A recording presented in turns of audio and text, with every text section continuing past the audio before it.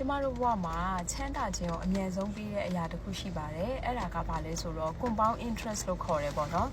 compound interest ကလေမြန်မာလိုဆိုရင်တော့တိုးရင်ပေါင်းလို့ခေါ်တယ်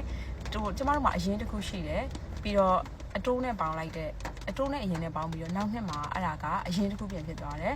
အဲ့ဒီပုံမှာအတိုးပြန်ပြီးအဲ့လိုမျိုးတစ်နှစ်နဲ့တစ်နှစ်နဲ့အတိုးနဲ့အရင်နဲ့ပေါင်းပြီးတော့စုပွားလာတာပေါ့နော်စားပွားလာတာပေါ့ကမ္ဘာပေါ်မှာရှိတဲ့ဘယ်တစ်ထေးမှ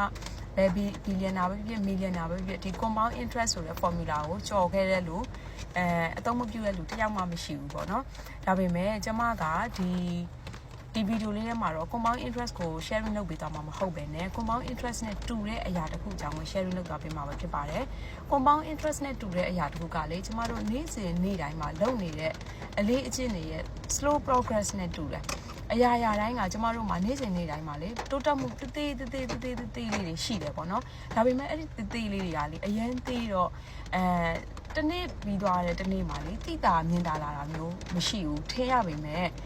နှစ်တွေကြာလာတယ်ကျမတို့တစ်နှစ်ကုန်သွားတယ်နှစ်နှစ်ကုန်သွားတဲ့အချိန်မှာလေအဲ့ဒါကြီးကအရာထင်လာတယ်ဒီကျမတို့နေ့စဉ်လုပ်ခဲ့တဲ့အရာတွေကလေအရာတစ်ခုထင်လာတယ်အခုကျမတို့ဒီ pyramid ဆောက်တယ်လို့ပဲပေါ့တရက်ဓမ္မ pyramid ကတော့ဆောက်လို့ပြီးသွားမှာမဟုတ်ဘူးဒါပေမဲ့တရက်ကိုအခုနကြောက်တုံကြောက်ခဲတခဲနဲ့စုရင်နဲ့နှစ်တချို့ရောက်လာတဲ့အခါမှာတစ်နှစ်ပြည့်သည်နှစ်နှစ်ပြည့်သည်ဆိုတဲ့အခါမှာကျမတို့ဘာဖြစ်သွားလဲဆိုရင် pyramid တစ်ခုဖြစ်သွားတယ်ပေါ့နော်အဲ့လိုမျိုးပဲကျမတို့ daily လုပ်နေတဲ့အရာလေးတွေကောင်းတဲ့အရာလေးတွေကောင်းတဲ့အလေးချင်းလေးတွေကောင်းတဲ့ changes လေးတွေရှိတယ်ပေါ့နော်အဲ့ဒီ changes လေးတွေကိုနေ့တိုင်းလုပ်သွားပြီးခြင်းအပြင်ကျမတို့မှာအချိန်ကြီးကြာလာတဲ့အခါမှာလေ bigger picture ကြီးကပေါ်လာလိမ့်မယ်ပို့ပြီးတော့ကြီးရဲ့အရာတခုပို့ပြီးတော့ကြီးရဲ့ result တစ်ခုကကျမတို့စီမှာပေါ်လာလိမ့်မယ်ပေါ့လူတစ်ယောက်မှာအခက်ခဲဆုံးအရာကဘာလဲဆိုရင် change လို့ခေါ်တယ်ပြောင်းလဲမှုပဲဒီပြောင်းလဲမှုကိုကိုကြောက်နေတဲ့ပြောင်းလဲမှုကိုလေကိုကတရက်နည်းနည်း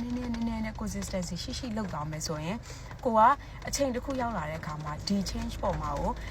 အဝင်ဝင်ချဖြစ်လာမယ်ဒီကိုကြောက်နေတဲ့အရာနဲ့ကိုက used to ဖြစ်လာပြီးတော့လေဒီနယ်ပယ်မှာကိုကပို့ပြီးတော့ professional ဖြစ်လာလိမ့်မယ်အရာတစ်ခုမှာကိုကကျွမ်းကျင်လာပြီးဆိုရင်ကိုအတွက်